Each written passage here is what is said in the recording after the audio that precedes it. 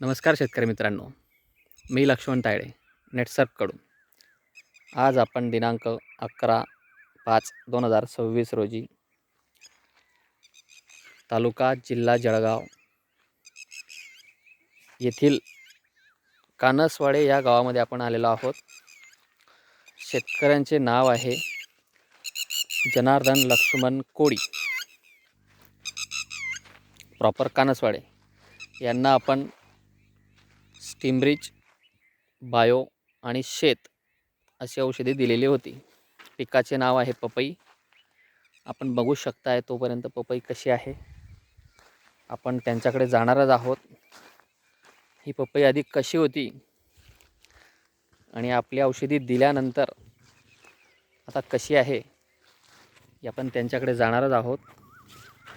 तत्पूर्वी तुम्ही ही पपई बघू शकतायत. नमस्कार दादा, नमस्कार. आपलं नाव? जनार्दन लक्ष्मण कोळी, गाव? कानसवाडे, मोबाईल नंबर? 9673 0572.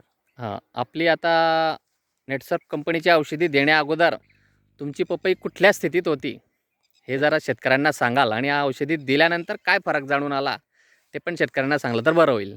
आपली पपई जी होती ती एकदम पिवळसर होती आणि तिची उंची न वाढत होती. म्हणजे वाढ खुंटलेली होती वाढ म्हणजे. खुंटलेली होती आणि तिच्या ज्या झाडांना आहे मुळांची संख्या भरपूर कमी होती. बरोबर.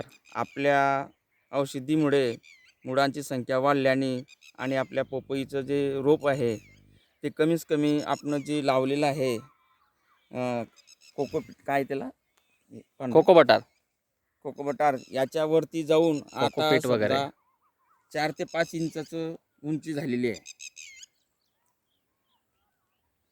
तरी आता औषधीचा फरक तुम्हाला जाणून आला का? हो, औषधी शेतकऱ्यांनी घ्यायला पाहिजे की नाही पाहिजे? घ्यायलाच पाहिजे.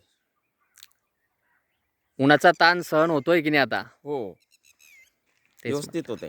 व्यवस्थित होत आहे. चला, नमस्कार, नमस्कार. धन्यवाद.